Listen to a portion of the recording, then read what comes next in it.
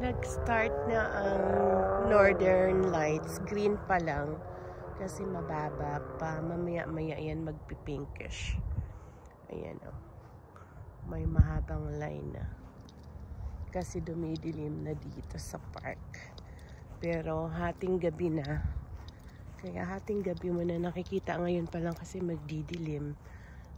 Pag spring, ganito kasi ang panahon. Kaya ayan. Ayan, makikita niyo naman sa video. Unti-unti na siyang nagpapakita. Yung green na yan. So magstay ako a little bit. Tingnan natin kung lumakas. Kasi mataas yung red alert ngayon eh. 97%.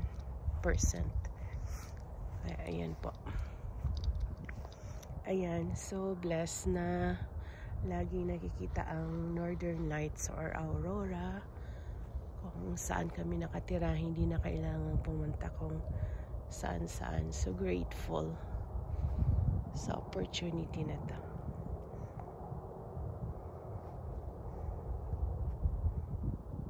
Kaya gusto ko lang din po i-share sa inyo, kahit sa video lang, na makita ninyo. Hindi siya gaano visible kasi hindi naman kami sa yung madilim na lugar. Pero makikita mo pa rin.